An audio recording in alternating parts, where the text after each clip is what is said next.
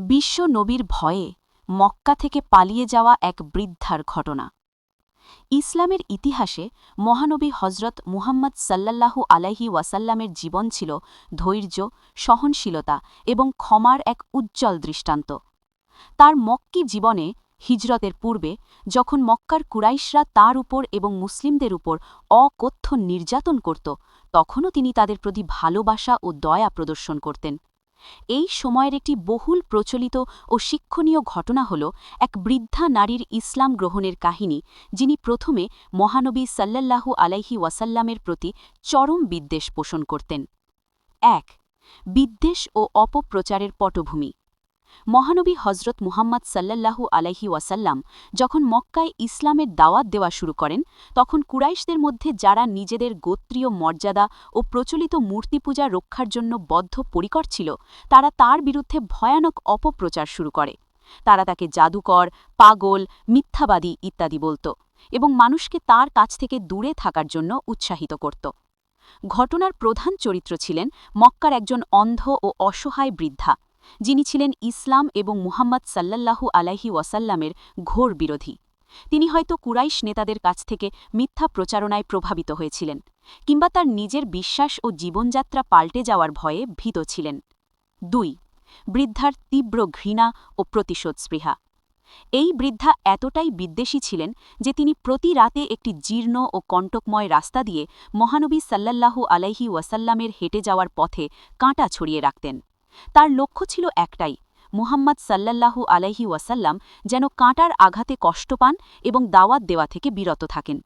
তিনি মনে করতেন মুহাম্মদ সাল্লাল্লাহু আলাইহি ওয়াসাল্লাম তাদের পূর্বপুরুষদের ধর্মকে ধ্বংস করতে এসেছেন, তাই তার কষ্ট হওয়াই উচিত।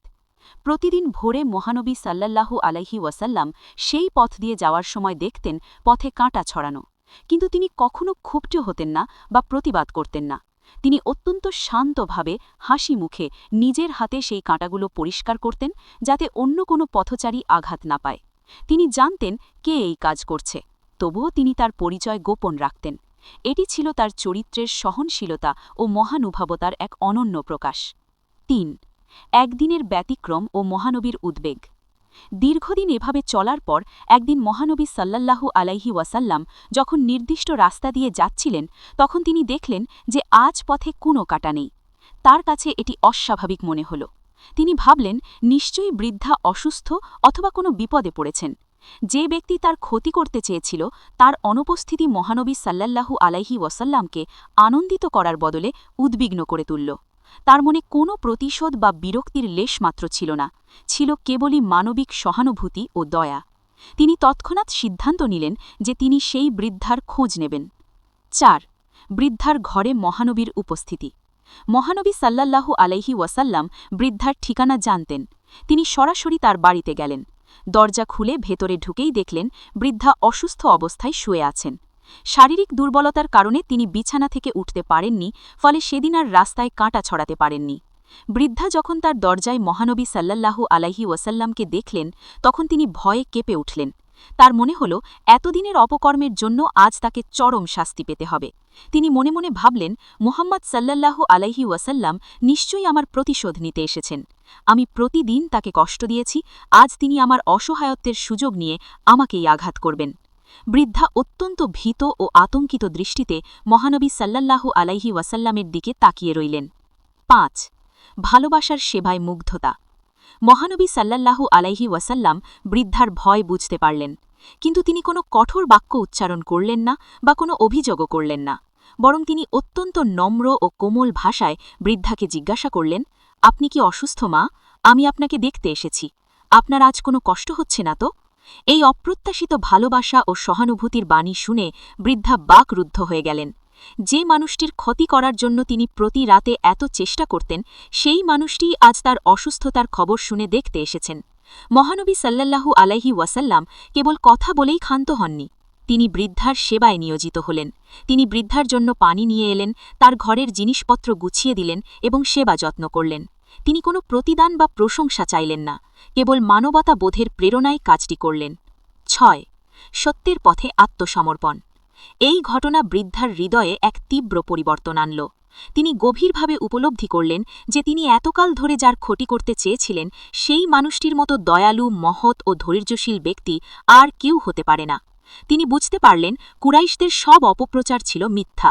যে মানুষটি তার নিজের শত্রুকেও এত আন্তরিকতার সঙ্গে সেবা করতে পারে তিনি কখনোই খারাপ হতে পারেন না। বৃদ্ধা আর নিজেকে ধরে রাখতে পারলেন না।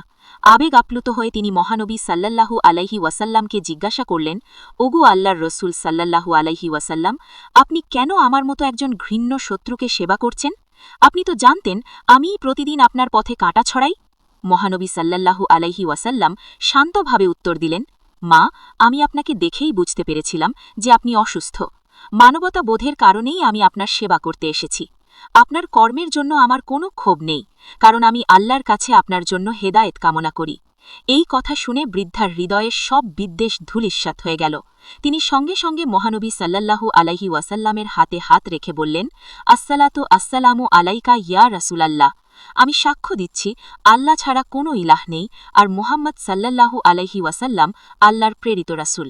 বৃদ্ধার সঙ্গে সঙ্গে ইসলাম গ্রহণ করেন এবং তার জীবন সম্পূর্ণ পরিবর্তিত হয়ে যায়। তার বাকি জীবন তিনি ইসলাম ও মহানবী সাল্লাল্লাহু আলাইহি ওয়াসাল্লামের ভালোবাসা ও আনুগত্যের মধ্য দিয়ে অতিবাহিত করেন।